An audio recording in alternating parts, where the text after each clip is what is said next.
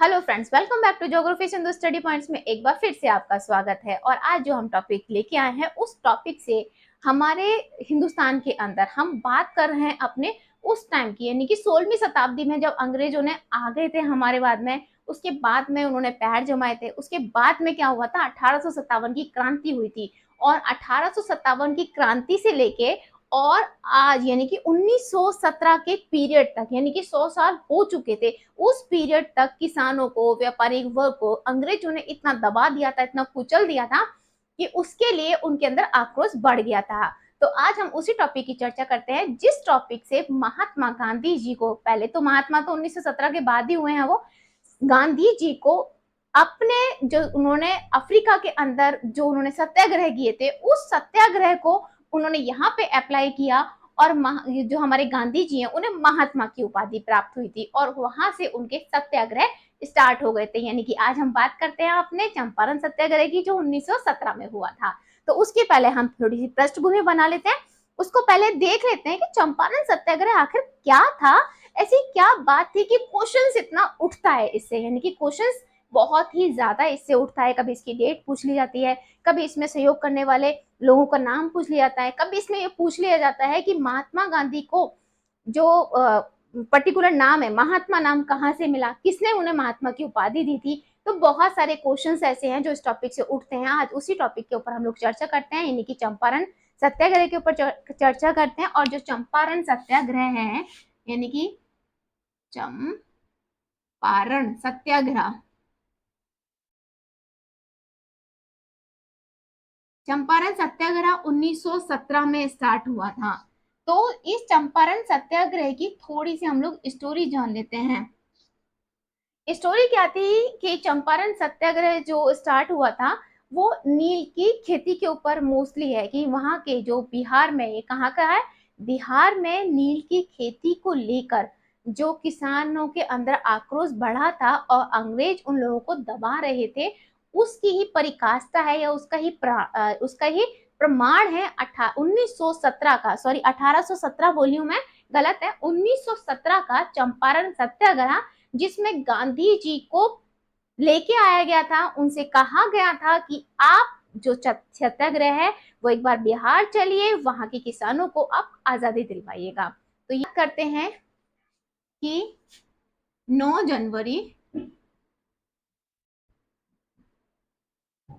1915, ये 9 जनवरी 1915 इंडिया के अंदर इसलिए इंपॉर्टेंट है कि 9 जनवरी 1915 को महात्मा गांधी जो है वो भारत आए थे। यानी कि प्रवासी भारतीयों के रूप में हम इसको जनवरी में बनाते हैं। यानी कि इसको हम क्या करते हैं, बनाते हैं 9 जनवरी। या तो वो 7, 8, 9 में हो जाए या वो 9, 10, 11 में हो जाए। इसको हम एक उत्सव के रूप में भारत के अंदर बनाते हैं कि जो भारतीय हैं वो विदेश जाके चले गए हैं और वहां से वो जो वापस अपने हिंदुस्तान वापस आते हैं। तो इसी तरीके से महात्मा गांधी जब अफ्रीका चले गए थे, अफ्रीका उस चले गए थे, किस लिए चले गए थे, वो वकालत करने के लिए गए थे। तो जब वहां पे वो चले गए थे तो 9 जनवरी 1915 को वो अपने वतन वापस आए हैं, यानी कि हिंदुस्तान वापस आए हैं। उसे हम प्रवासी भारतीयों के रूप में, प्रवासी भारतीय के रूप में हम इसे 9 जनवरी को आज भी हम इसे मनाते हैं। तो ये 9 जनवरी 1915 को हमारे गांधी जी जो हैं वो भारत वापस आ गए हैं। और ये 1915 को गांधी जी वापस आ गए हैं। उसके बाद में उन्होंने राजनीति में कदम रखा, यानी कि राजनीति में उन्होंने कदम रखा महात्मा गांधी जी ने। तो महात्मा गांधी जी ने राजनीति में कदम रखा तो 1915 में ही जब वो वापस आए, उन्होंने अपना राजनीतिक गुरु गोपाल कृष्ण गोखले को बना लिया। जब बना लिया था तो उन्होंने गांधी जी को समझाया कि अभी आप यहाँ पे नए हैं और अभी आपको क्या है, आपको यहाँ की सिचुएशंस के बारे में ज्यादा पता नहीं है। क्योंकि आप क्यों पता नहीं है, देखो इसके ऊपर भी एक हम लोग थोड़ी सी निगाह डालते हैं। क्यों पता नहीं है, क्योंकि गांधी जी जो थे वो संपन्न परिवार से थे। वो इतने नीचे स्तर से उन्होंने नहीं देखा था। वो बैरिस्टर की पढ़ाई करने के लिए बाहर गए थे। जब उनके साथ में हमने अफ्रीका में जो उनके साथ कांड हुआ था, मैसव वर्क में जो कांड हुआ था, उन्हें ट्रेन से गोरे लोगों ने उतार के फेंक दिया था। उसके बाद में उन्हें फील हुआ था और जब वहां पे उन्होंने अपना सत्याग्रह सिद्धांत लागू किया था और सत्याग्रह वहां पे चालू किए थे और सत्याग्रह से बहुत सारे आंदोलन वहां पे छेड़े थे, उसके बाद वो भारत आए हैं, तब उन्हें ये फील हुआ है कि नहीं, मुझे अपने भारतीयों के लिए भी काम करना है, क्योंकि वो भी इसी सिचुएशन से गुजर रहे हैं। तो जब वो यहाँ पे आए, उन्हें समझाया गया कि पहले आप 1 साल टाइम दीजिए, आप देखिए कि क्या प्रॉब्लम है, आपको किस तरह कैसे यहाँ पे फेस आउट करना है। ये सिचुएशन हो गई। अच्छा जी, उसके बाद में क्या हुआ था, ये प्रवासी भारतीय हो गए, प्रवासी भारतीय हो गए, तो 1916 में लखनऊ में अधिवेशन हुआ था, और उस अधिवेशन में हमारे महात्मा गांधी जी ने भी पार्टिसिपेट किया था, यानी कि वो उस अधिवेशन में गए थे। ठीक है, उससे पहले हम चंपारण की थोड़ी सी हिस्ट्री जान लेते हैं, फिर हम 1916 पे आएंगे, और 1916 के बाद में गांधी जी ने चंपारण में कैसे इन्वॉल्व हुए हैं, वहां के किसानों के साथ में कैसे इन्वॉल्वेशन किया है और सत्याग्रह स्टार्ट किया है, उसके बारे में बात करते हैं। तो हम स्टार्ट करते हैं अपना चंपारण सत्याग्रह। ये चंपारण जो है वो एक जिला है, और किसका जिला है, ये बिहार का जिला है चंपारण, यानी कि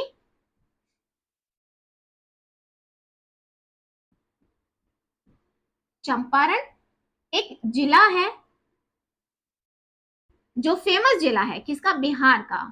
ठीक है, बिहार का है। अच्छा, चंपारण जो बिहार का जिला है, वो एक किस में है, ये देखो बिहार है, ये हम देखो अपना इंडिया का मैप देखते हैं यहाँ पे।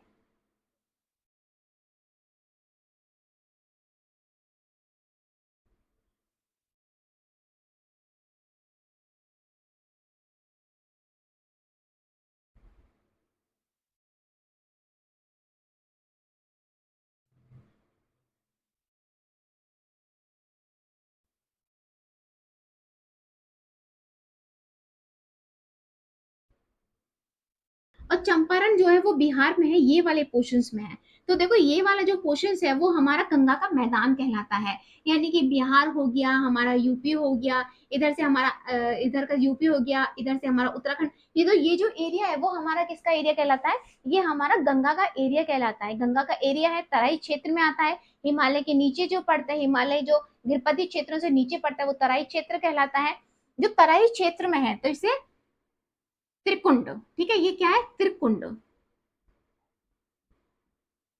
तो ये क्या हो गया, तराई क्षेत्र हो गया। अब तराई क्षेत्र मतलब जड़ोल का क्षेत्र है, इसे समझिए, तराई क्षेत्र है, जड़ोल का क्षेत्र है, यानी कि यहाँ पे क्या है, जड़ोल मिट्टी पाई जाती है, तो ये उपजाऊ है।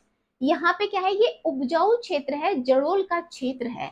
तो यही यहाँ पे क्या था, चंपारण जिला हो गया, बिहार का, त्रिकुंड में है, तराई है और जड़ोल क्षेत्र यहाँ पे है। तो यहाँ के जो किसान वर्ग था, यानी कि आज से पहले की बात कर रहे हैं, यानी 1857 की जो हमारी क्रांति हुई थी, और अब तक 1857 से लेके अब तक, यानी कि 1900 चल चुका था। तो ये पूरे मान के चलिए पूरा 100 ईयर निकल चुका है। 100 ईयर में जबरदस्ती अंग्रेज लोगों ने थी, यानी कि अंग्रेज लोगों ने नील की खेती के लिए क्या काम करा था, नील की खेती के लिए हमारे किसान वर्ग को दबाया था। और जब दबाया था तो उन्होंने क्या काम करा था कि मान लो आपके, यानी कि 3 कटियार व्यवस्था है, 3/20, यानी कि इसे क्या कहा था, 3 कटियार व्यवस्था बोला था। 3 कटियार का टीआर व्यवस्था, 3 कटियार व्यवस्था थी। ठीक है, किसानों के लिए 3 कटियार व्यवस्था, किसके लिए थी ये, नील की खेती के लिए, नील की खेती, नील की खेती। ठीक है, नील की खेती के लिए 3 कटियार, यानी कि 3/20।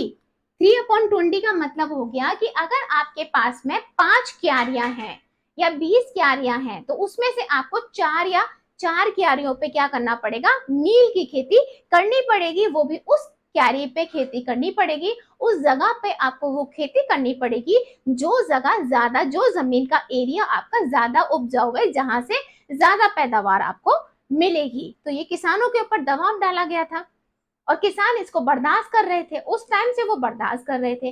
अच्छा, इसकी किसान बर्दाश्त कर रहे थे, अच्छा क्यों बर्दाश्त कर रहे थे, क्योंकि देखो 1800, यहीं पे देखते हैं, 1813 में एक एक्ट पास हुआ था, 1813 में एक्ट पास हुआ था, जहां पे चीनी और चाय, चीनी और चाय को छोड़कर बाकी सभी व्यापारों को क्या कर दिया था, हटा दिया था।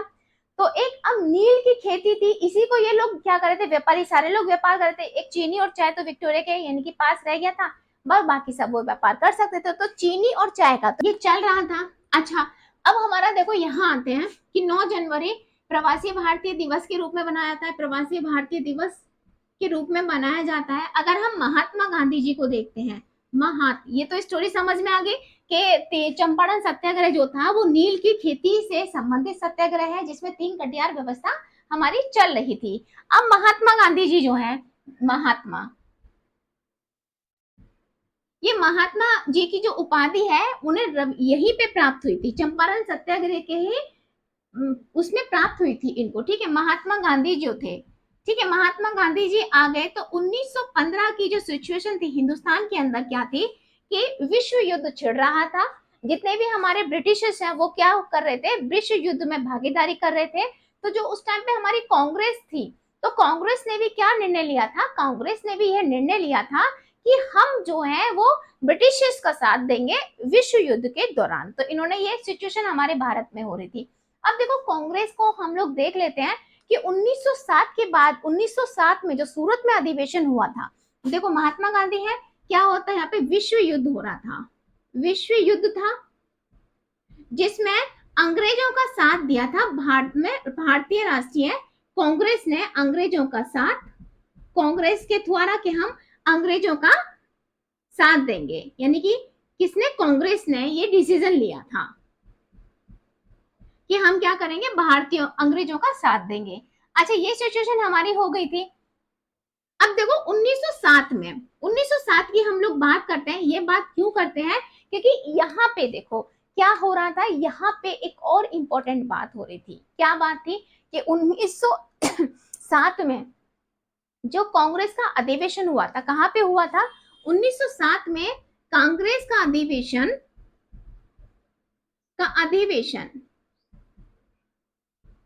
आप ये सब नोट करते हुए जाना। अधिवेशन कहाँ पे हुआ था, सूरत में हुआ था। और ये क्यों इंपॉर्टेंट है, ये इसलिए इंपॉर्टेंट है कि नरम दल और गरम दल इसमें कांग्रेस से अलग हो गए थे, यानी कि कांग्रेस का डिवाइडेशन हो गया था नरम दल में और गरम दल में। नरम दल अपनी तरीके से कार्रवाई करेगा और गरम दल अपने तरीके से कार्रवाई करेगा। सूरत अधिवेशन में कांग्रेस का विभाजन हो गया था, कांग्रेस का विभाजन हो गया था।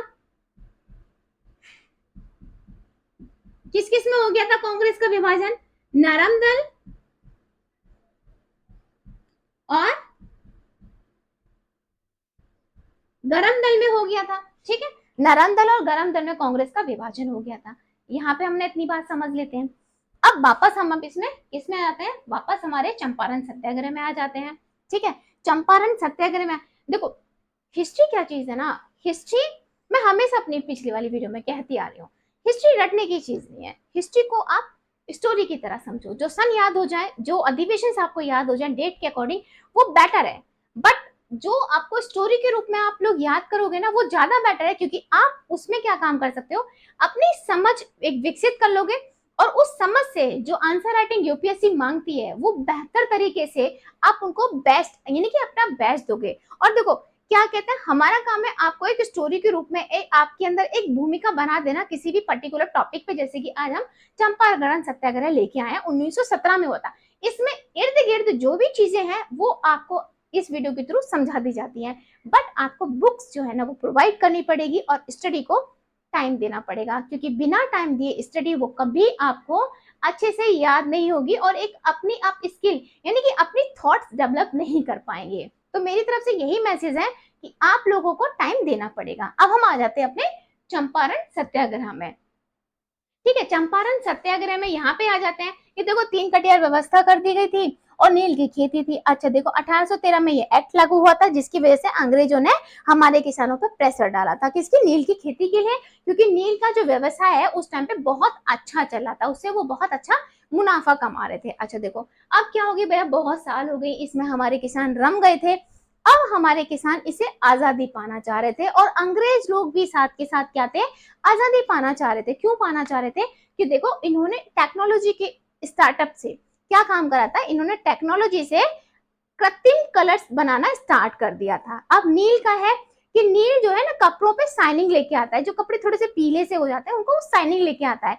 अब सिंथेटिक कलर आ गए थे, तो तो सिंथेटिक्स कलर जब आ गए थे तो नील का जो उत्पादन था, यानी कि नील की जो इतनी बिक्री थी, वो बिक्री नहीं हो रही थी। 19वीं सदी आते आते क्या काम हो गया था?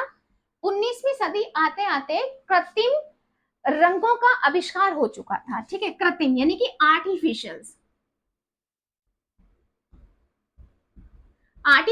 कलर बन चुके थे।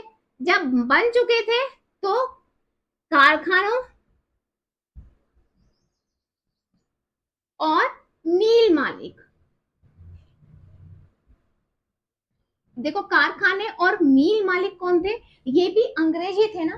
तो जो कारखाने बनाने में इनका व्यय हुआ, जो मील बनाने में इनका व्यय हुआ, तो इनको भी क्या हो रहा था? जब आर्टिफिशियल कलर हो गए थे तो आर्टिफिशियल कलर होने के बाद में नील की जो डिमांड थी मार्केट में, जो नील की डिमांड थी, ठीक है, नील की जो डिमांड थी, नील की डिमांड जो वो थी वो क्या हो गई थी? कम हो गई थी। नील की डिमांड कम हो गई थी, तो जो कारखाने थे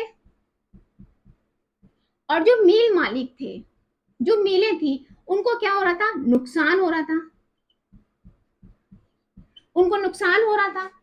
अब ये जो मिल मालिक हैं और इनको नुकसान हो रहा है, ये है तो अंग्रेज ही ना।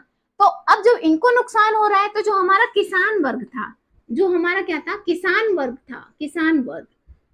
अब जब यहाँ पे नील से नुकसान हो रहा है तो इनको भी जो ये उसमें लगा रहे हैं उतना उनको प्राप्त नहीं हो रहा है। जब इनको उतना प्राप्त नहीं हो रहा है तब क्या हो रहा था? तो ये किसान वर्ग भी और अंग्रेज लोग भी क्या चाह रहे थे कि इससे हमें छुटकारा मिले, इस खेती को हम बंद कर दें, क्योंकि इससे हमें कोई फायदा हो तो नहीं रहा है। तो इन्होंने क्या सोचा, अंग्रेजों ने क्या सोचा कि जो इसका जो हमें नुकसान हो रहा है उसकी भरपाई हम किससे वसूलें? हम उसकी भरपाई वसूलते हैं, किसानों से वसूलते हैं। और कैसे वसूलते हैं? किसानों से ये कह दिया गया कि अगर आप नील की खेती नहीं करना चाहते हैं तो आपके ऊपर एक एक्स्ट्रा कर लगा दिया जाएगा, आप उस कर को भर दो और नील की खेती बंद कर दो। तो ये एक्स्ट्रा कर किससे लिया जा रहा था? किसानों से लिया जा रहा था, अगर आप नील की खेती नहीं करना चाह रहे हैं। और क्यों लिया जा रहा था? क्योंकि अंग्रेजों को यहाँ पे क्या हो रहा था? नुकसान हो रहा था। अगर अगर हम लोग पर्टिकुलर लैंग्वेज में देखते हैं कि भाई नुकसान हो रहा है तो तुम्हारा हो रहा है ना, तो उसमें क्या थी? उनकी नीयत गंदी थी, यानी कि उनकी जो नीयत थी ना वो बहुत गंदी हो रही थी। वो उस चीज की भरपाई भी हमारे हिंदुस्तानी लोगों से करना चाह रहे थे, जिससे किसान वर्ग परेशान था, खासतौर से अंग्रेज लोग भी परेशान थे। बट वो इस चीज की भरपाई के लिए किससे क्या कर रहे थे? किसानों से जबरदस्ती कर वसूलना चाह रहे थे। तो आई होप इतनी स्टोरी आपको समझ में आ रही होगी कि ये स्टोरी नील की खेती की स्टोरी है क्या, उसकी एक पृष्ठभूमि आपके सामने मैंने तैयार कर दी, एक रूपरेखा तैयार कर दी। अब हम बात चलते हैं अपने किस पे चलते हैं? 1600 यानी कि 1916 में चलते हैं। 1916 में क्यों चलते हैं भाई? गांधी जी आ गए, गांधी जी ने राजनीति में पार्टिसिपेट करा, कांग्रेस में आ गए वो। और गांधी जी ने पहली बार कांग्रेस के अधिवेशन में कब पार्टिसिपेट किया था? आप मुझे प्लीज कमेंट करके बताइएगा कि उन्होंने कब पार्टिसिपेट किया था। ठीक है, तो जो गांधी जी आ गए 1916 में, कांग्रेस का अधिवेशन हो रहा था, कहाँ पे हो रहा था? लखनऊ में हो रहा था। इंपॉर्टेंट है, बहुत क्वेश्चन नोट डाउन कर लिया, तो इसे हम मिटा देते हैं। और 1916 में जो लखनऊ में अधिवेशन हो रहा था, लखनऊ में अधिवेशन 1916 में हो रहा था। अच्छा, 1916 में जो लखनऊ में अधिवेशन हो रहा था वो क्या था? बहुत इंपॉर्टेंट अधिवेशन था। इंपॉर्टेंट क्यों था? क्योंकि 1907 के बाद में 1916 में गरम दल और नरम दल आके लखनऊ में एक साथ फिर से एक अधिवेशन में पार्टिसिपेट कर रहे थे। ठीक है, तो 1916 की बात है। 1916 में क्या हो रहा था? भारतीय राष्ट्रीय कांग्रेस का, यानी कि भारतीय राष्ट्रीय कांग्रेस का अधिवेशन था।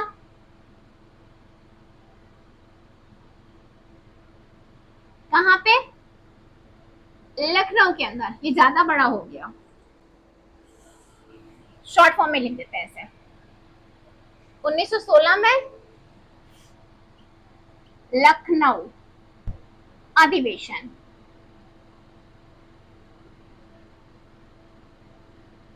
ठीक है, इसमें क्या था? इसमें महात्मा गांधी भी भाग ले रहे थे।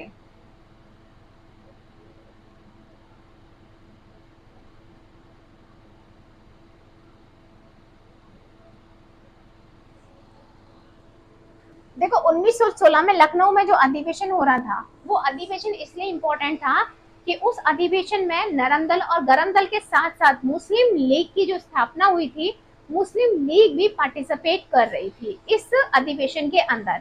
जब महात्मा गांधी जी भी जब इसमें पार्टिसिपेट कर रहे थे, तो एक इसमें किसान आए हुए थे, जो बहुत ज्यादा पूछा जाता है कि चंपारण सत्याग्रह के लिए महात्मा गांधी जी से किसने आग्रह किया था।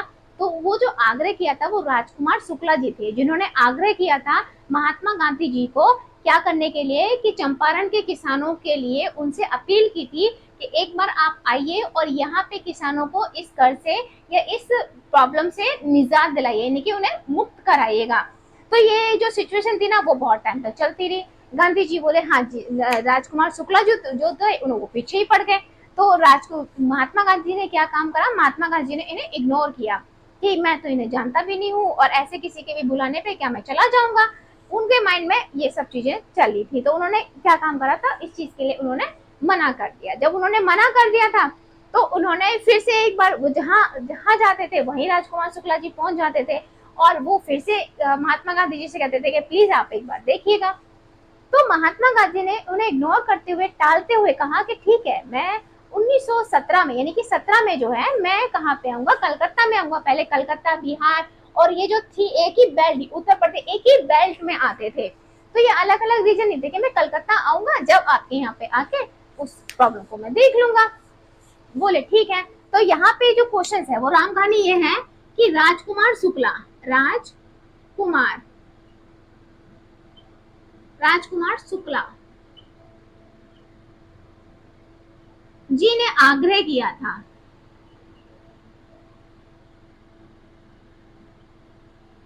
चंपारण के लिए।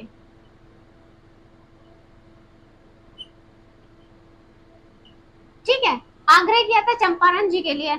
अब महात्मा गांधी जी ने आग्रह कर दिया, अब क्या हुआ कि महात्मा गांधी जी को कलकत्ता में जाना पड़ा 1917 में। और यही चीज इन राजकुमार जी को पता पड़ी। राजकुमार जी जो थे वो पहुंच गए कहाँ पे, महात्मा गांधी जी के पास में, कहाँ पे, कलकत्ता पहुंच गए। और क्या कहा महात्मा गांधी जी से, महात्मा गांधी जी से कहा आपने प्रॉमिस किया था कि जब आप कलकत्ता आएंगे तो आप चंपारण जरूर चढ़ेंगे। अब महात्मा जी बोले ठीक है, मैं चंपारण चलता हूँ। तो महात्मा गांधी वहां पे चंपारण चले गए और जब उन्होंने जाके देखा कि वाकई में किसान परेशान है और अंग्रेज लोगों ने उन्हें परेशान कर रखा है, तो हमारे महात्मा गांधी जो थे वो तो बैरिस्टर थे भाई, उन्होंने वकालत की पढ़ाई कर रखी थी और अंग्रेज लोगों को हिला रखा था अफ्रीका के अंदर में। उन्होंने क्या काम करा, उन्होंने ये कह दिया कि ठीक है, मुझे इसकी बारीकी से जांच के लिए, यानी कि बारीकी से बारीक चीज बताने के लिए आपको मेरे लिए वकीलों की व्यवस्था करनी पड़ेगी। तो वहां पे लखनऊ में के ही अंदर उनके एक जो गांधी जी को जानते थे, तो एक वकील थे, उनका नाम क्या था वो पूछ, ये क्या थे, ये वकील थे। ये वकील जो थे वो समाज सेवी, एक आज के टाइम में हम लोग समाज सेवी के रूप में देख सकते हैं, जो किसानों की मदद किया करते थे।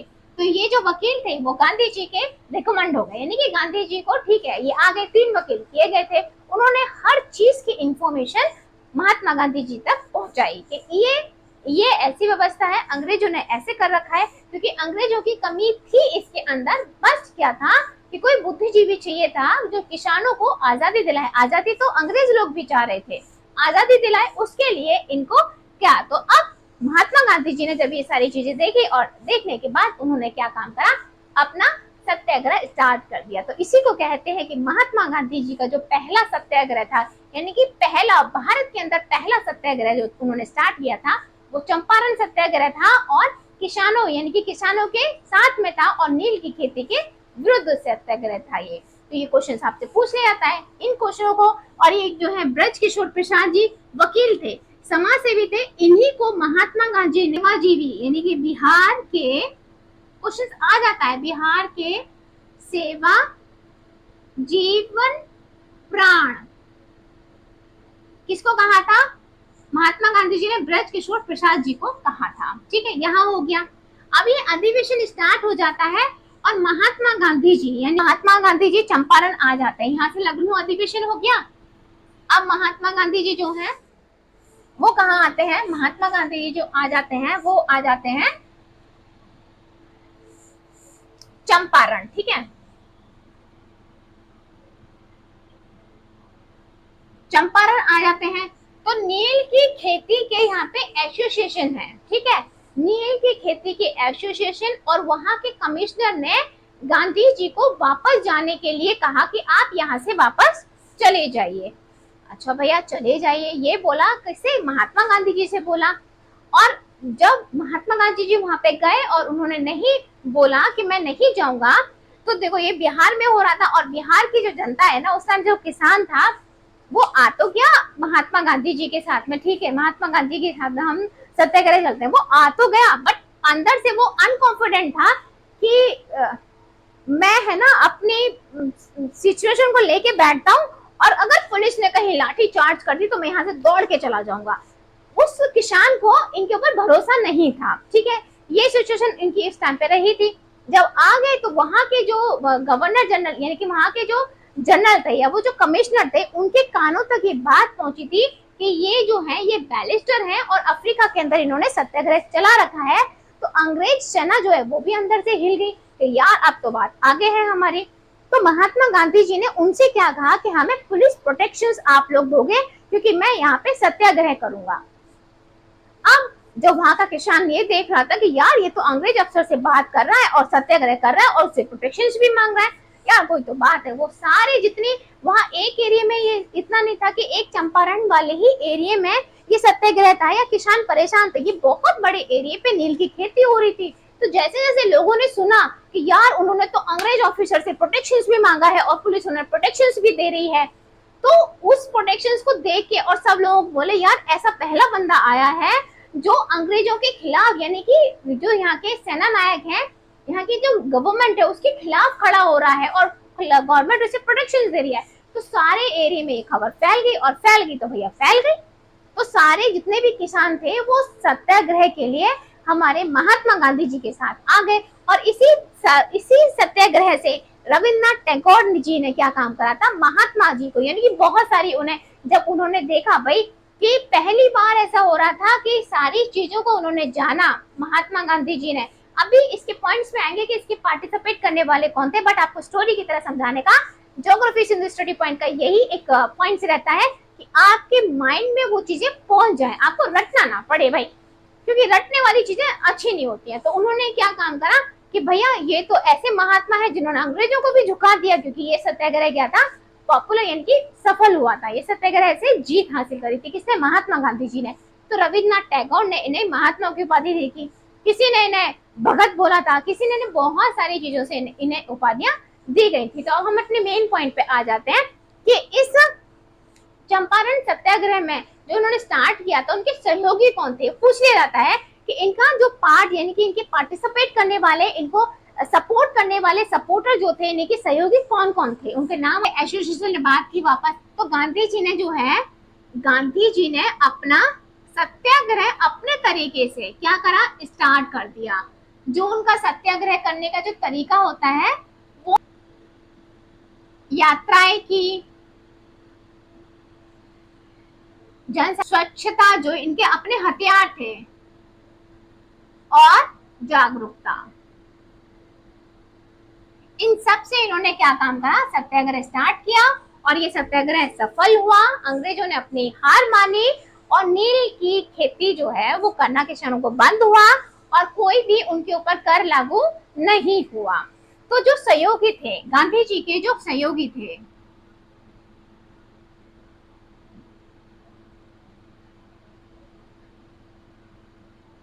इसमें कुछ कुछ पॉइंट है जो आपसे पूछ लिए जाते हैं। तो गांधी जी के सहयोगी थे ब्रज किशोर,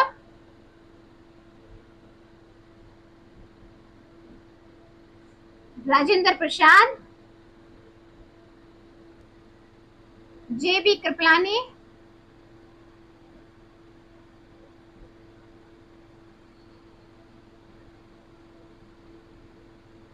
महादेव देसाई,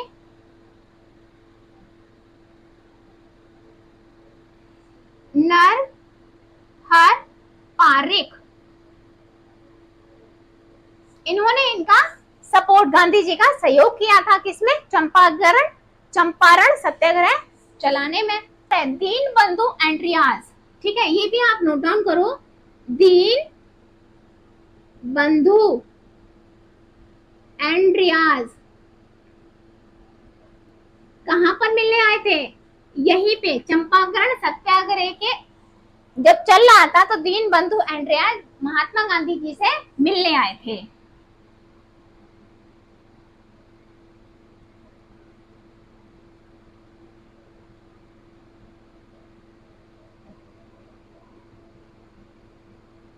मिलने आए। गवर्नर एडवर्ड गेटे ने एडवर्ड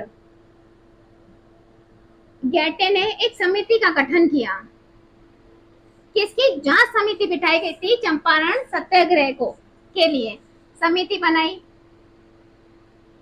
और इस समिति में महात्मा गांधी जी को भी शामिल किया गया।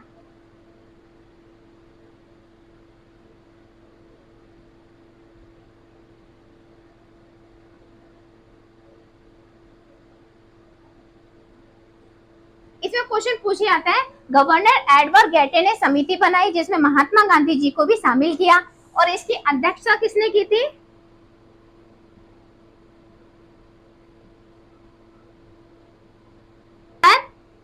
फ्रैंक सलाई। सर फ्रैंक सलाई ने इसकी अध्यक्षता की थी। तो ये था हमारा चंपारण सत्याग्रह, जो आई होप आपको अच्छा लगा होगा। अगर आप मेरे चैनल पे नए हैं तो प्लीज मेरे चैनल को लाइक एंड सब्सक्राइब कीजिएगा और बेल आइकन का बटन दबाइएगा।